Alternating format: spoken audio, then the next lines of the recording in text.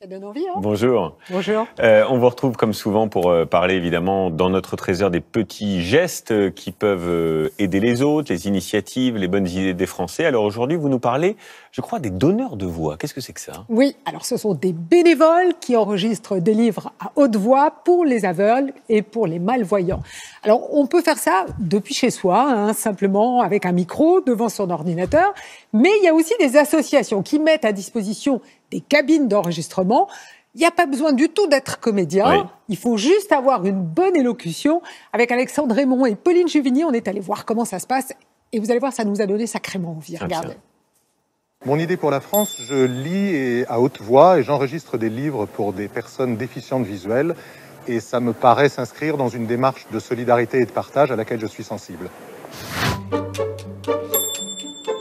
C'est chez lui que Jacques Bag nous a donné rendez-vous. Il veut nous montrer sa bibliothèque, perchée en haut de l'appartement, l'équivalent d'une librairie. Dis donc, il y en a des livres ici, hein?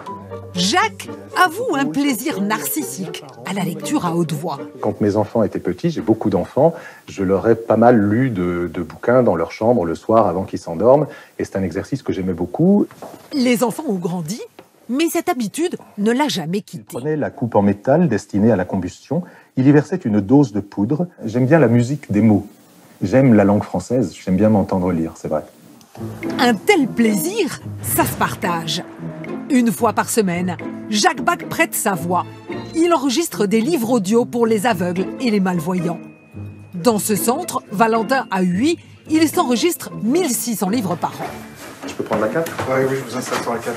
Le maître des micros, c'est Patrick. Alors là, on est au centre d'enregistrement. Vous avez 4 cabines d'enregistrement où des personnes viennent enregistrer tout au long de la journée. Françoise est à la retraite. Elle aussi adore cet exercice. Faire quelque chose d'utile pour les autres, surtout les pauvres qui ne voient pas grand-chose. Et puis j'aime les livres, j'étais bibliothécaire, donc j'ai gardé mon goût de la lecture. Après une nuit de fête bien arrosée, notre réveil tardif s'accompagne de gentilles caresses à ma vieille C'est copine. parti pour 2 heures de lecture. Sur le port Et il de y a son des portefeuille consignes à respecter. C'est surtout la clarté de l'élocution sur laquelle on avait insisté et surtout ne pas se prendre pour ce que nous ne sommes pas. On ne fait pas du théâtre. On aurait envie de mettre du cœur, mais on nous dit qu'il ne faut pas trop. Je suis assise Une au légère cabinet. frustration nécessaire pour satisfaire les auditeurs. Dans quelques heures, ils iront chercher la Madone. Les personnes déficientes visuelles aiment bien, en fait, pouvoir rajouter, on va dire, leur imaginaire à la lecture qu'elles écoutent. Si le livre est trop joué, on s'attache plus, en fait, au jeu qu'au texte. Ce jour-là, dans les cabines, il s'en passe des choses. Ici, un roman d'espionnage. Là, un livre de recettes de cuisine. On enregistre le succès de l'été. Et aussi une histoire de bébé élevé par 2 papas. Tous Merci à à vous. écouter en ligne ou sur CD. Aujourd'hui, à peine un livre sur 10 est accessible aux déficients visuels. Dans cette médiathèque, Laurette Usan gère la frustration des lecteurs. Plus de 90% des ouvrages ne sont pas adaptés. Et quand vous êtes une personne en situation de handicap, plus de 90% des livres disponibles pour le reste de la population vous est interdit. Avocat à la retraite, Jean-Yves Queyros a perdu la vue après une opération de la cataracte. Les livres, il les lit depuis avec les oreilles. Et M. Brown, voyant qu'on ne faisait pas cas de lui... Ce jour-là, c'est une version des gens de Dublin de Joyce, dans une voix de femme.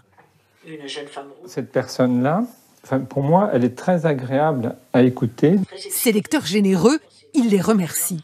C'est que du bénévolat. Vous leur êtes reconnaissant Ah, bon, évidemment. Moi, j'en ai bénéficié toute ma vie. Alors, si vous aimez lire, laissez-vous tenter. Les associations recrutent. Plus d'1,5 million de Français ont besoin de nos voix pour accéder à la lecture. Bravo, très belle initiative Vous aussi. avez une belle voix, je vous, découvre. Julien, ça vous dirait de C'est faire ça? c'est gentil, pourquoi pas. Mais c'est vrai qu'il ne faut pas en faire trop, hein, c'est ce que disait bien Non, la dame dans le la juste reportage. dose. Alors c'est vrai qu'il n'y a pas que les malvoyants qui écoutent ces audiolivres, hein. Ça a été fait pour eux, mais aujourd'hui il y a plein de gens qui en profitent. C'est vrai. Et d'ailleurs, si vous désespérez parce que vos enfants ne lisent pas suffisamment, eh ben, essayez les livres audio. Ça peut peut-être leur donner le goût de la lecture. C'est bien aussi quand on vieillit, quand les yeux fatiguent, ça permet de garder le contact avec les livres. Et puis, ça s'écoute partout, en fait, dans les transports, en faisant du sport. transport et même en conduisant. Et puis vous avez vu, Julien, le plaisir de ceux qui les enregistrent. En fait, lire à haute voix, eh bien, on devrait tous le faire plus souvent. Ouais. Les études sont toutes unanimes, c'est un très bon exercice. On marque des pauses, ça permet de mieux comprendre le texte, de mémoriser. Et d'ailleurs, ça nous arrive de le faire spontanément, je ne sais pas vous, mais moi, par exemple, quand je fais une recette de cuisine qui est un peu compliquée, que j'ai besoin de me concentrer sur les étapes, eh ben, je lis à haute voix et ça marche très bien, vous devriez essayer. Vous répétez ce que vous devez faire. Couper 2 tomates. Voilà, battre les blancs en neige. Battre les blancs en neige. Bon, c'est vrai que je le fais aussi, je crois que tout le monde le fait. Vous voulez aussi, je crois, nous parler d'une application pour aider les aveugles et les malvoyants. Ça s'appelle Be My Eyes, c'est ça? Be My Eyes, oui, en français, soyez mes yeux, c'est ça.